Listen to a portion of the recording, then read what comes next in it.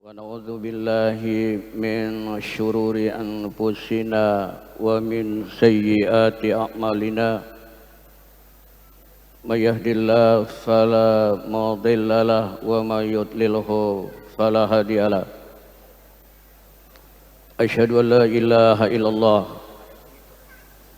وأشهد أن محمدا عبده ورسوله اللهم صل على محمد وعلى آل محمد أما بعد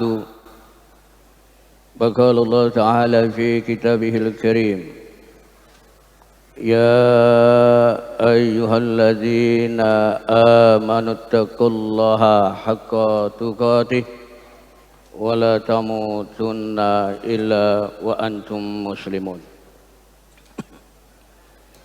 Hadirin sekalian, jamaah Masjid Al-Husna yang seiman dan seperjuangan, yang kesemuanya insya Allah dimuliakan Allah Subhanahu wa Ta'ala.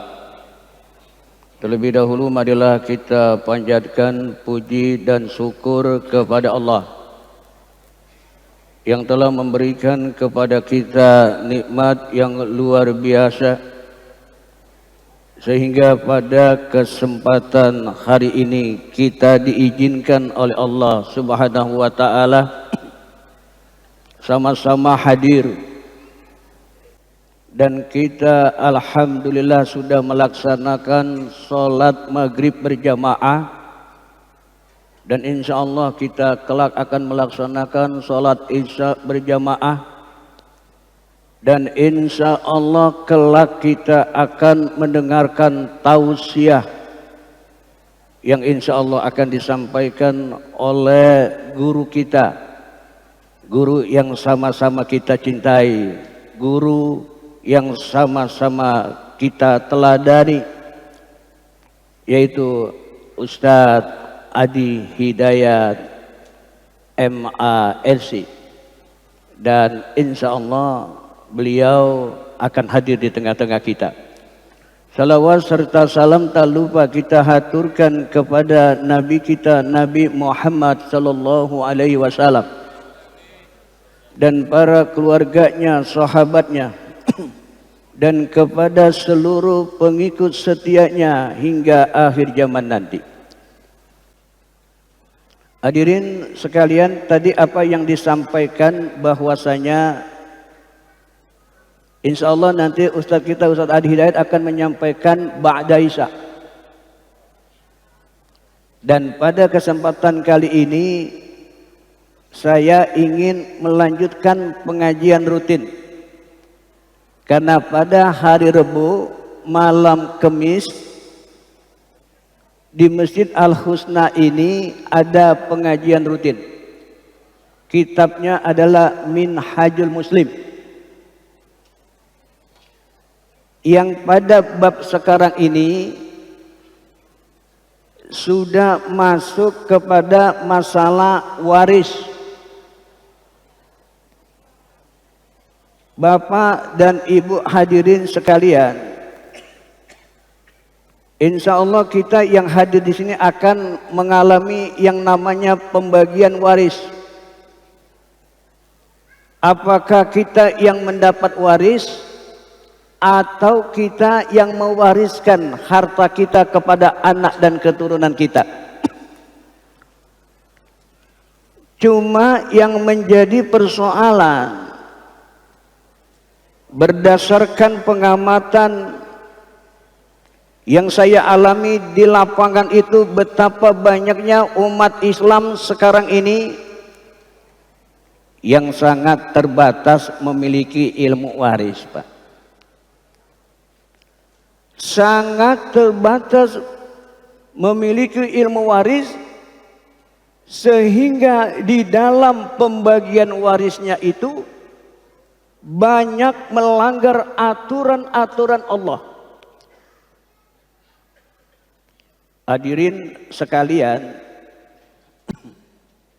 kalaulah kita lihat ayatnya, sebanyak apapun ibadah yang kita lakukan, Pergi haji kita berulang kali, umroh kita melaksanakan setiap bulan, infak dan sedekah tidak pernah tertinggal, sholat pun juga demikian, termasuk sholat sunnah. Malam kita bangun untuk melaksanakan, mendekatkan diri kepada Allah. Tetapi kalau di dalam pembagian waris itu tidak sesuai dengan aturan Allah, maka ini sangat berdampak negatif bagi setiap umat Islam. Kita lihat hadirin sekalian di dalam surah An-Nisa. Surat An-Nisa Allah menyatakan tilka hududullah. Itulah ketetapan Allah. Jadi bapak dan ibu yang namanya waris bukan bikinan siapa-siapa. Termasuk masalah waris itu bukan bikinan Rasulullah. Tetapi masalah waris itu adalah langsung produk dari Allah Subhanahu wa ta'ala.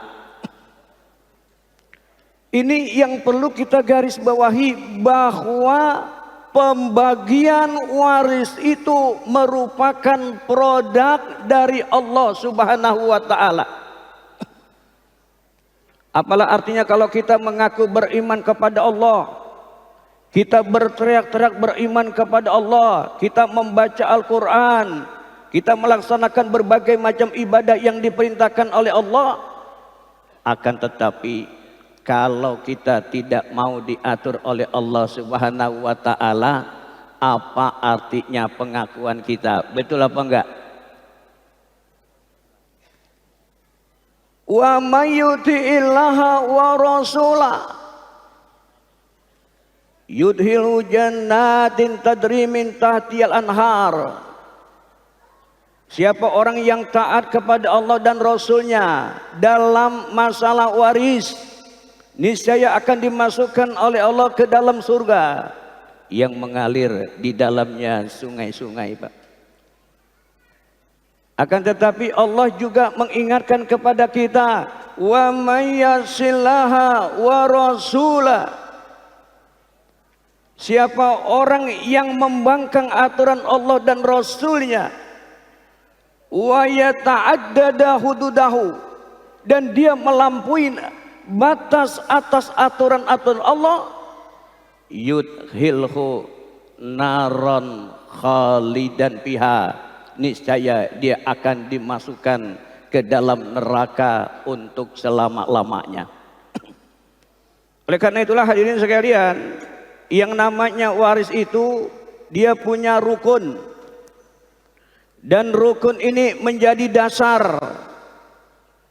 Setiap orang yang ngaku beriman harus tahu rukun yang namanya waris. Yang pertama rukunnya adalah waris.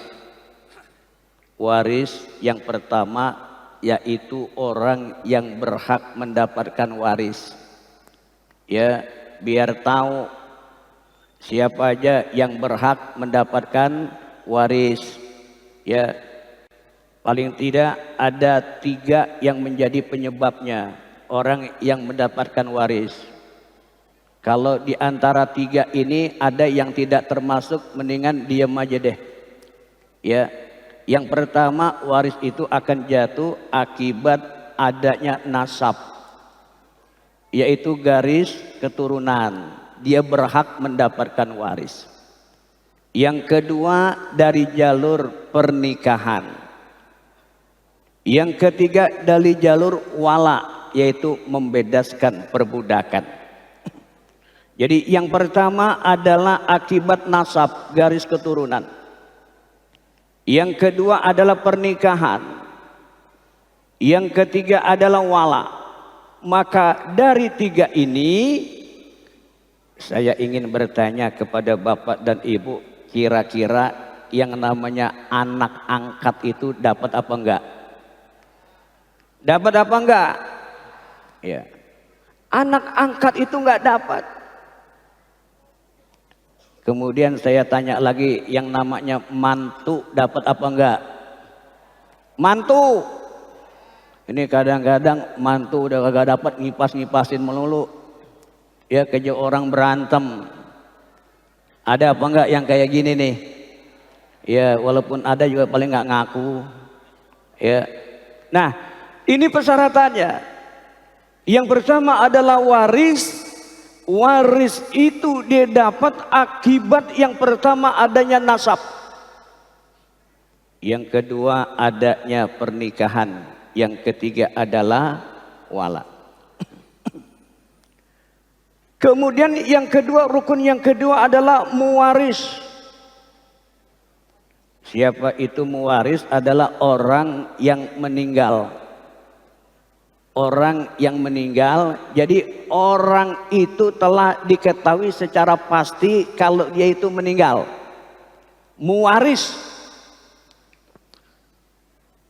Ada orang punya harta, lalu dia naik pesawat. Begitu naik pesawat, pesawatnya jatuh. Persoalannya apakah orang itu udah mati atau belum? Maka harus ada pengadilan yang menentukannya itu. Jangan main serobot aja, jangan bilang udah mati aja. Jadi yang kedua adalah muwaris, orang yang memberikan waris. Yang ketiga adalah tirkah.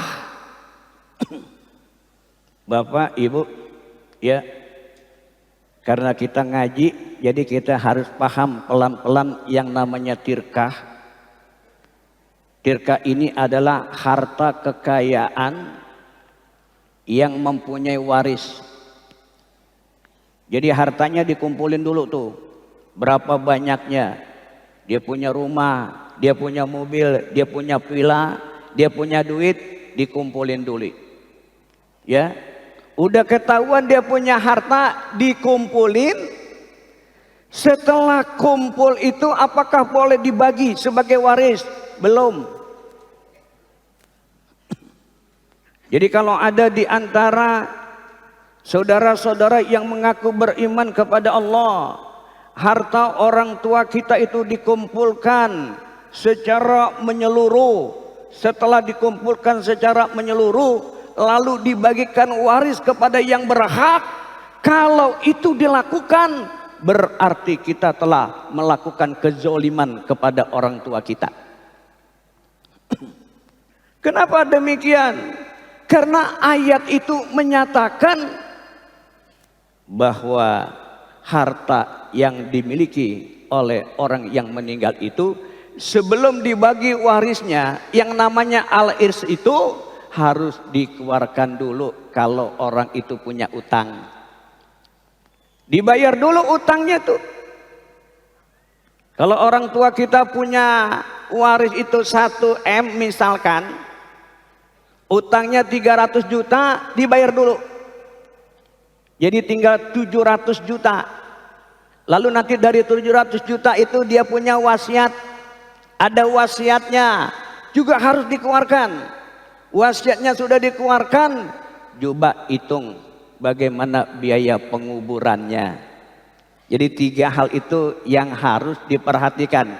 Jangan udah dikumpulkan aja, lantaran kagak ngaji, langsung aja dibagi-bagi kepada keluarga yang mendapatkan. Itu berarti telah melakukan kezaliman kepada orang tua kita. Kemudian yang keempat adalah kematian. Jadi kalau dimisalkan di antara kita itu untuk membagi harta waris itu, yang pertama rukunnya adalah waris, orang yang berhak mendapatkannya. Yang kedua adalah al-muwaris, orang yang memberikan waris. Yang ketiga adalah at-tirka, ada harta yang dimiliki. Lalu yang keempat adalah kematian.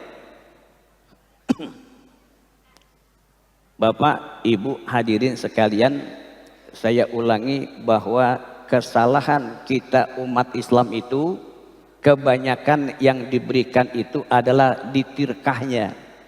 Tirkah itu artinya harta yang masih kotor, dikeluarkan dulu, hutang-hutang si mayit dikeluarkan dulu kalau memang ada wasiatnya, dikeluarkan untuk biaya penguburan, kemudian dikeluarkan kalau memang dia punya hutang piutang dengan orang lainnya. Kalau kita memberikan pada tingkat tirkah, berarti kita telah melakukan kezaliman. Lalu hadirin sekalian, kesalahan yang kedua di dalam pembagian waris itu adalah suami dan istri, dia punya harta tidak dibagi masing-masing, Pak. Jadi suami istri itu kalau dia hidup berumah tangga, harta istrinya untuk istrinya, harta suaminya juga untuk suaminya. Jadi masing-masing dia membawa harta. Nah, kita kan kebanyakan saya bilang kalau bagi harta waris itu kalau dua-duanya udah meninggal. Ya. Kalau dua-dua udah meninggal, harta yang mana tuh yang dibagi tuh? Jadi campur. Ada orang tanya kepada saya, emang paling nggak enak itu kalau jadi konsultan waris, Pak. Ya, jadi konsultan waris itu paling kagak enak, dicemberutin, ya. Kadang-kadang diomelin, kadang-kadang dipelototin, kadang-kadang kita datang ke rumah orang itu untuk menyelesaikan waris, diusir. Ini konsultan waris, Pak. Jadi ada orang berkata, Pak Ustadz, dia datang senyum-senyum, nanya kepada saya dengan harapan apa yang saya jawab itu sesuai dengan apa yang diinginkan. Dibilang begini, Pak Ustadz, saya punya tante. Tante itu kalau di Betawi enci kali ya. Enci. Encinya nikah dengan omnya. Omnya ini laki-laki, Pak. Ya, omnya. Hampir puluhan tahun nikah. Nggak lama tantenya ini meninggal dunia. Tantenya meninggal dunia, meninggal duluan. Lalu omnya ini kawin lagi dengan istri yang baru. Dapat 3 tahun, istri yang baru itu meninggal. Bukan istri, omnya itu meninggal. Nikah 3 tahun, omnya itu meninggal. Yang ada istri yang baru. Lalu ibu-ibu yang tadi nanya kepada saya, dia bilang, Pak Ustadz, itu istri yang baru dapat waris apa enggak dari om saya? Ya, jadi sambil tanya, dia sudah punya jawaban. Saya bilang, itu istri yang baru dia dapat. Dapat berapa? Walahunar rubu'u mimma taroktum fa illam yakun lahuna walad. Jadi dia akan mendapatkan 1/4 daripada harta omnya itu, suaminya itu, kalau dia punya anak. Kalau nggak punya anak 1/4, kalau punya anak 1/8. Dia bilang begini, Pak Ustadz, enak betul jadi istri yang kedua. Kenapa enaknya? Baru 3 tahun kok dapat. Baru 3 tahun nikah dapat. Saya bilang sama ibu itu, Bu, begini Bu, di dalam Islam ya, kalau misalkan om ibu itu nikah lagi sama istri yang kedua, ya, dinikah sama istri yang kedua, lalu diijab kabul. Habis ijab kabul, om ibu itu meninggal dunia, belum diapa-apain itu, maka istri yang diijab kabulkan itu mendapatkan waris. Padahal belum diapa-apain, ini udah 3 tahun. Lalu dia tanya lagi, kalau begitu Pak Ustadz, bagaimana dengan tante saya? Kalau Ibu yang baru aja dapat, baru 3 tahun, tante saya puluhan tahun. Dapat apa enggak? Waris dari om saya. Lalu saya katakan justru malah kebalik. Kebaliknya kenapa? Justru yang mendapatkan waris itu omnya dari harta tante ibu. Kenapa? Karena tante ibu itu meninggalnya duluan. Maka ketika tante ibu meninggal dunia duluan, dikumpulkan hartanya ada berapa, lalu nanti harta daripada tante ibu itu diberikan kepada omnya. Kalau tidak punya anak, maka omnya itu mendapatkan setengah daripada harta yang dimiliki. Tetapi kalau punya anak itu adalah 1/4. Jadi oleh karena itulah kesalahan kita umat Islam, ya. Memang kita diperintahkan untuk mendapatkan ilmu sebanyak-banyak dalam segala hal. Akan tetapi masalah waris itu juga jangan sampai kita abaikan. Lalu kemudian kesalahan dan kekeliruan apa dalam masalah waris? Ada di antara seorang ibu bilang sama saya, Pak Ustadz, saya punya waris bapak saya. Begitu bapak saya meninggal, warisnya kita bagi 3. Saya punya saudara laki 2, saya ini sendiri perempuan. Kalau misalkan hitung-hitungan secara syariat Islam adalah yusikumullah fi auladikum lidzakari mislu hadzil unsain. Jadi satu laki-laki itu sama dengan 2 bagian perempuan. Jadi kalau satu anaknya perempuan, 2 anaknya laki-laki, jadi dia bertiga, maka hitungannya seakan-akan ada 5. Karena perempuan itu dapat 2 bagian. Lalu kata ibu itu, Pak Ustadz, jadi harta yang ada yang punya bapak saya bagi 3 aja. Saya nggak mau pakai tuh hukum Islam, saya nggak mau pakai, saya bagi 3 aja. Kalau misalkan hartanya itu 3 miliar, 3 M, saya bagi, saya 1 M, kakak saya yang perempuan 1 M, yang laki, adik saya yang laki 1 M, semuanya sama, saya bagi rata. Dan kita ini damai-damai aja, ya, santai-santai aja, nggak ribut, rukun. Makanya saya ngatur waris itu adalah dengan cara saya. Hadirin sekalian jamaah yang berbahagia, saya bilang kepada ibu itu, kalau ibu mengatur waris dengan cara ibu, berarti ibu masih merasa bahwa harta yang ada sekarang ini adalah harta bapaknya ibu, bukan harta dari Allah. Kita selalu diingatkan kalau ada orang meninggal, inna lillahi wa inna ilaihi, semua datang dari Allah dan kembali kepada Allah. Bahkan kalau kita bicara tentang ilmu tauhid, ada yang namanya tauhid rububiyah.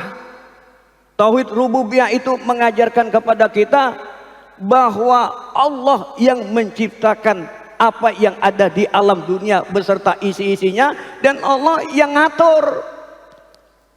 Ini Allah sudah atur bagian laki-laki sama dengan bagian 2 orang perempuan. Tapi tiba-tiba ibu mengatur, saya bagiannya saya bagi rata dengan sama, kita damai-damai, kita rukun-rukun, nggak ada masalah. Pertanyaannya adalah, luar biasa ibu melanggar aturan Allah, maka merasa hidupnya rukun-rukun saja.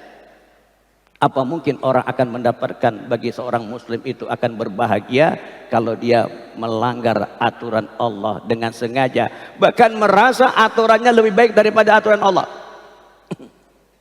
Ini yang paling berbahaya, Pak. Apalagi di zaman sekarang ini orang nggak mau diatur oleh Allah, ngatur dirinya sendiri-sendiri. Ada yang namanya kelompok ke kelompok yang namanya sepilis.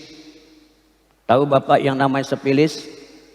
Itu artinya sekuler, lalu pluralisme, atau liberalisme. Ya, ini sekarang ini ibu dan bapak harus waspada dengan yang model semacam ini. Karena ada orang yang berpikir, umat Islam, jangan dong bawa-bawa masalah lain ke agama. Agama ya agama, persoalan lain. Jangan campurkan agama dengan yang lain. Ini kalau ada yang berpikiran yang semacam ini, namanya sekuler. Ada penyanyi, ada artis, ya, joget-joget, cipika-cipiki, kemudian naik ke atas panggung. Kira-kira haram apa enggak? Haram. Tapi dia bilang, Pak Ustadz, enggak haram. Kenapa? Ini bukan agama. Ini adalah entertainment. Itu dipisah-pisah. Lalu sekarang kalau saya tanya, kita dagang kita kurangi timbangan, lalu barangnya itu enggak asli tiruan. Saya tanya, kira-kira kita dosa apa enggak? Enggak. Kenapa? Ini dagang, bukannya agama. Makanya saya bilang, kalau ada yang namanya politik, jangan bawa-bawa politik ke agama. Ini yang lebih saya khawatirkan. Ya, kalau ada orang-orang yang mengajak semacam ini kepada bapak dan ibu, jangan kita ikut. Kenapa demikian? Karena kita sudah menyatakan, kita berikrar, inna sholati wa nusuki wa mahyaya wa mamati lillahi rabbil alamin. Jadi kalau dimisalkan kita mau berpolitik, nggak boleh bawa agama. Ya, jangan bawa-bawa agama kalau kita berpolitik. Kalau ada orang dari rumahnya pengen nusuk ke TPS, ya, jangan bawa-bawa agama. Kalau di tengah jalan dia mati, kira-kira agamanya apa? Kan katanya jangan bawa-bawa agama. Inilah di dalam kehidupan kita, kita tidak boleh lepas dari Allah Subhanahu wa Ta'ala. Kita hadirkan Allah di dalam kesempatan kita dimanapun berada. Hadirin sekalian jamaah yang berbahagia, mari sama-sama kita tingkatkan ilmu kita agar seluruh rangkaian syariat Islam ini dapat kita laksanakan dengan sebaik-baiknya. Hadirin sekalian, inilah yang bisa saya sampaikan. Insya Allah ada manfaatnya bagi kita meskipun sedikit, dan bagi yang mungkin belum merasa puas bisa datang setiap malam Kamis di Masjid Al Husna ini, bisa kita lanjutkan pengajian kita bersama dengan jamaah yang lain. Hadanallah wa iyyakum ajmain, wabillahi taufik wal hidayah wal akum minkum, wassalamualaikum warahmatullahi wabarakatuh. Waalaikumsalam warahmatullahi wabarakatuh.